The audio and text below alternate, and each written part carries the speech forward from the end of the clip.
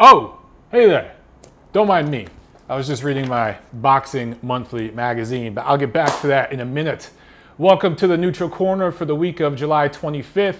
We got a whole lot of fights to talk about, but first, let's get into the ring walk. So this week, I'm not going to address a specific question, but rather a specific topic, because it's something that a lot of you have been asking me about.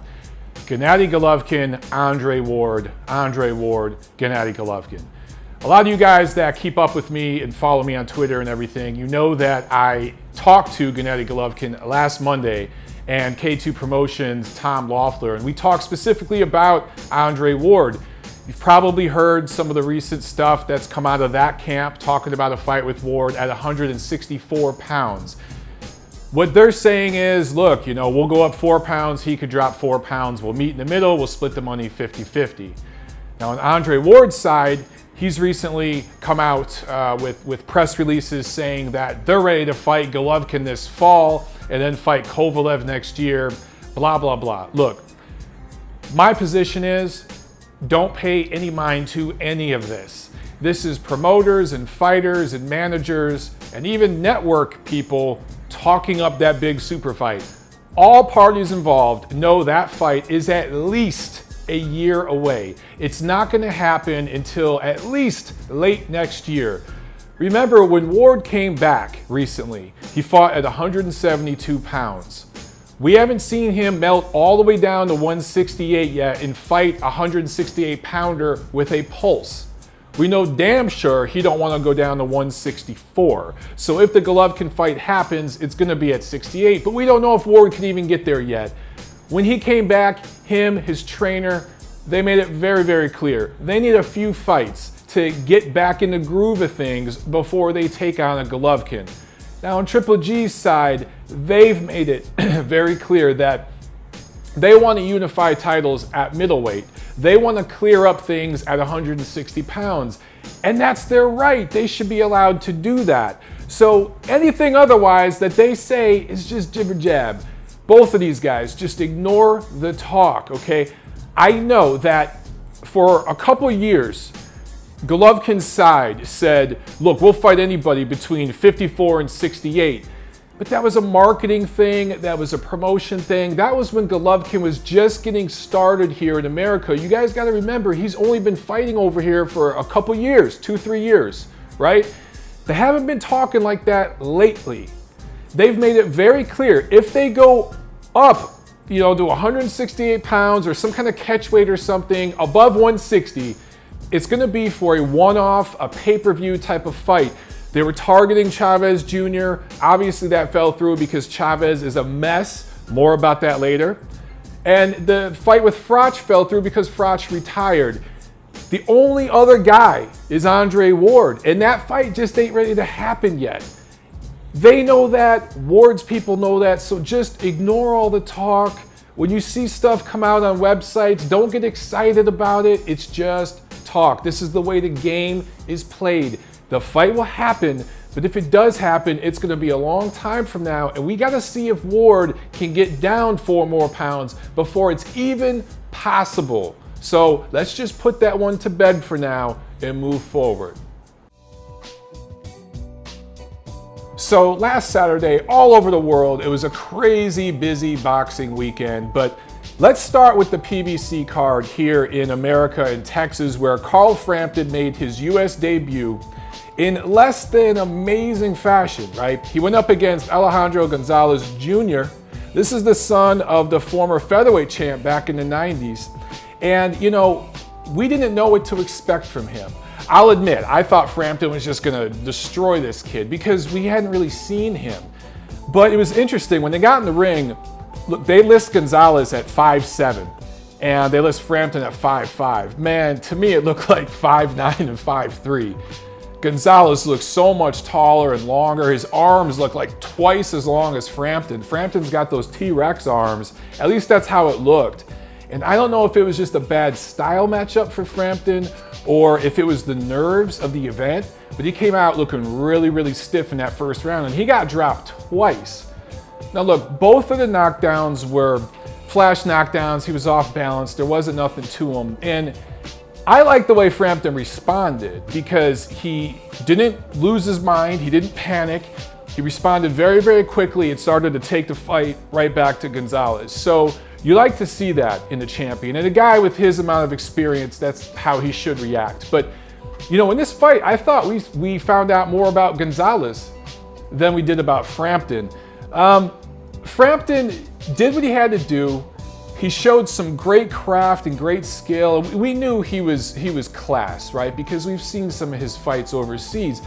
My concern for him is he does look a little undersized for some of the taller fighters in his division, but also that skill and that craft, he seemed to do it in spots. He didn't do it for a full 3 minutes of a round. And I just don't know how he's gonna look against some of the other class of the division. We could chalk this up to maybe a styles make fights thing. We could see how he looks next time. But right now, you know, I still got questions about this guy as far as the elite level. For Gonzalez, I don't mind seeing him again. I think that he can learn from this loss. And, you know, he was fighting at bantamweight as recently as 2013. So if he could shed off a few more pounds and go back down to bantamweight, he can make some noise in that division.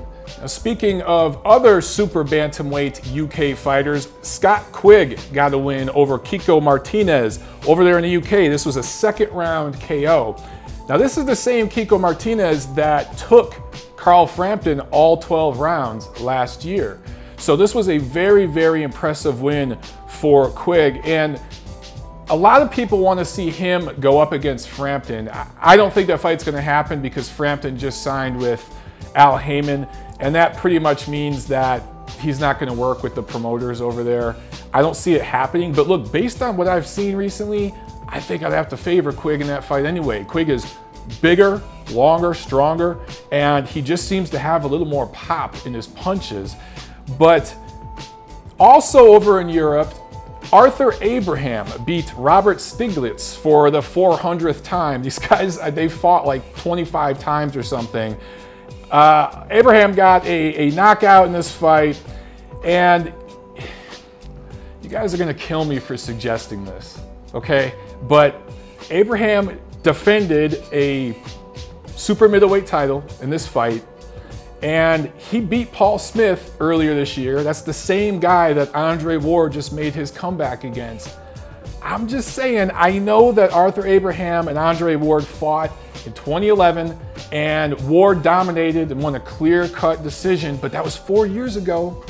If you're Andre Ward and you need a dance partner and you want to grab a quick title, maybe you rematch Arthur Abraham. The fight could happen. I know, don't hate me for suggesting it because the first one was ugly as hell, but don't rule out the possibility of that happening a second time. I don't know if Abraham would want to do it.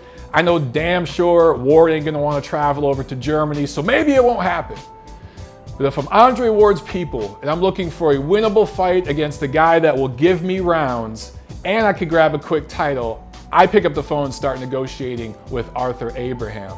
Now, later that same night in Texas, in El Paso, the same venue where the Frampton fight was, that was on PBC, on CBS. Later that night on Showtime, Julio Cesar Chavez Jr. made his return 3 months to the day from his loss here in LA to Andres Fonfara. Unless you've been sleeping under a rock, you guys know that Chavez Jr. missed weight for this fight.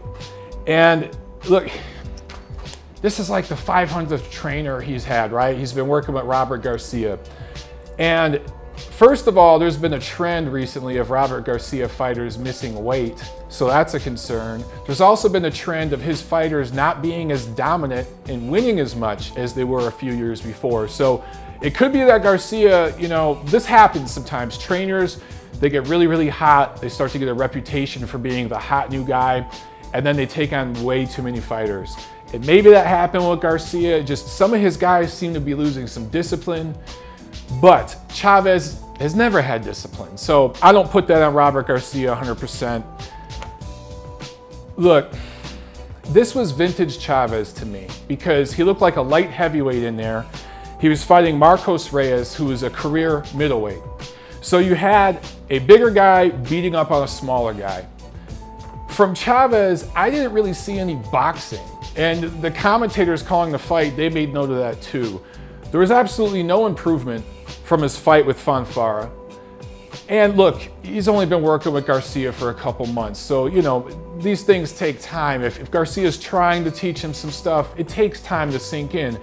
But there was absolutely no improvement. In fact, you know, he's regressing. This was just him brawling with a dude. And if he actually boxed, if he set up punches, if he jabbed, if he worked the body more, he could have blown Marcos Reyes out of there. He could have walked right through him, kind of like he did to Andy Lee in Texas a few years back. But because he was just in there brawling, it was kind of glorified sparring, just heavy sparring, you know, heavy hitting sparring. Reyes was able to last. And look, Reyes showed a lot of heart. You got to give him some credit. But look, it's over with Chavez. It's over. He's got the name and everything, and he's got the connection now with Al Haymon, so he's going to get fights. But the guy is not a middleweight. He can't fight at light heavyweight. We saw what Fonfara did to him, and that was at a catchweight. So he's a super middleweight, and what other high-level super middleweight would you pick him to even be remotely competitive against?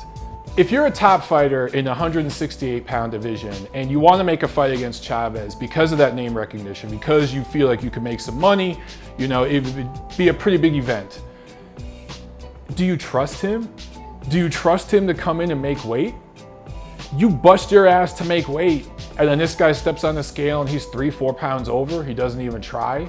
You know, like, that's what other fighters are starting to think now. There was a time when guys like Gennady Golovkin would consider making a fight with Chavez because of that name recognition. But now you can't even trust the guy to make weight. And depending on what state you fight in, you know, you can't even trust the guy to be 100% natural. You know, he's been busted for taking diuretics before, drugs, etc., etc. The guy's a mess. And there's a reason why Arum dumped this dude, why Bob Arum dumped him. I don't know what Al Haymon's going to do with him, but at this point, in my opinion, he's a non-factor. A couple other quick notes. Nonito Doniare got a win last weekend in a stay busy kind of fight. He did what he was supposed to do against a lesser opponent. No need to go into detail there, but this prospect, Amir Iman, who's out of Albany, New York, he scored a great 4th round KO over Fernando Angulo. It was a highlight reel kind of knockout. The ref didn't even bother counting. This was on a Showbox card. Look, this guy looks really, really promising. 18-0, 15 knockouts. He's a 140-pounder right now. I'm going to start banging the drums for a potential match with Errol Spence. I'd love to see that. Errol Spence is 17-0 with 14 knockouts. Look, Amir Iman is 5'10", 74-inch reach. Errol Spence, 5'9", 72-inch reach. Spence has been fighting at 147, Iman at 140, but Iman can move up a few pounds. They can make that fight. Those are two prospects. In terms of promotion, it's an easy fight to make. I'd love to see a match like that. Look, I've been critical of Al Haymon with building prospects. This is how you build prospects. You take two undefeated guys who have started building themselves up. It's a makeable fight. They're both kind of in the same place in their career. Put these guys in against each other. The man who comes out from that fight as the winner is now a contender. This weekend in Las Vegas, there are two cards of note, battling cards, if you will, from promoters that weren't rivals before, but now have kind of become rivals. Sergey Kovalev is in a mandatory match for one of his 3 titles against Nadjib Mohammedi. Look, this fight, obviously, it's a huge mismatch, right? Some of the odds makers, some of the bookies in Vegas have 100-to-1 odds on this. You know, I originally thought this would be like a quick 3rd, 4th round destruction for Kovalev, but now I'm starting to think maybe this goes into the middle rounds, maybe even 7th, 8th round. And I say that because Kovalev is probably taking him a little lightly. He's fighting in a new venue for him out in Vegas. Main events, Kathy Duva. You know, this is a mandatory fight. What are you going to do? It's not a fight that they really wanted, but they got to take for Sergey to keep his titles. Obviously, they got some kind of good site fee deal with the casino out in Vegas. They're going to test the market out there. And for Kovalev, you know, this is a chance for him to get some rounds in. So, maybe he does go in there and just blast this guy out. He has been stopped before. He's been hurt before. But I don't know. For some reason, I'm changing my pick on this one. And I just think it's going to go a little later into the middle rounds. And Kovalev will just get a little work in, play around a little bit, and then get this guy out of there. Literally 3 miles down the highway there is another card, a PBC card with Beibut Shumenev taking on BJ Flores, the part-time commentator, part-time boxer, for an interim cruiserweight title. Look, a few things of note here. First, Shumenev is based in Las Vegas, so this is kind of his home territory. He's been out there for a while. He likes it there, so I think he's going to be comfortable. And for that reason, you got to kind of favor him in this fight, even though he's really not anything special to me. He's very, very stiff as a fighter. We remember against Hopkins, how Hopkins just made him look amateurish at times, right? For BJ Flores, he's fought a string of nobodies. His only opponent of note was Danny Green in Australia, and that was a loss. So for Flores, who talks a great game, does a good job commentating. This for him it's basically shit or get off the pot. If he's ever going to win any shred of a title, this is it. And it's an interim title, but if he could win this fight, he could go on to fight for the full title. And his connections with PBC and everything, it'd be a good thing for him to get this win. It's all set up for him. If it goes to the cards, I think Flores will get the decision. So I'm going to go ahead and take Flores by close, possibly controversial decision. But one final note about this card, and I've alluded to this in videos I've made about PBC before. Look, I talked about Kathy Duva and main events and their situation with Sergey Kovalev, right? They announced that they were going to take that fight out to Vegas with Mohammedi months ago. And the PBC and Al Haymon had this date in this fight with Shumenev Flores, but they didn't really have a venue yet. And they ended up putting it on right there in Vegas. Same day. In fact, it's earlier in the day. I believe it's pretty much like a late afternoon fight. And normally, look, we see that in boxing all the time. We see, rival promoters doing cards on the same day. Usually not the same city, but we have seen it. We have seen, especially in Vegas, we've seen it before. But the difference here is that with this PBC thing, we know Al Haymon papers venues. We know he gives away free tickets. And if your main events in Kathy Duva and you're trying to test Sergey Kovalev, the light heavyweight champion of the world, your prized fighter in your whole promotional banner, you're trying to test him out in a new market against a lackluster opponent. It's a mandatory fight. And then right down the damn street, this rival promoter comes in, puts on a card, and he's giving away free tickets hours before your fight starts. It has to be really, really frustrating.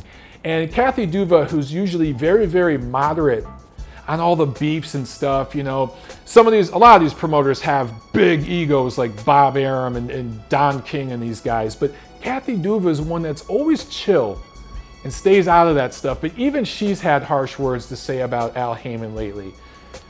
If you're going to put on a rival, if you're going to put on another promotion in town, same day, everything else, at least charge for tickets, dude.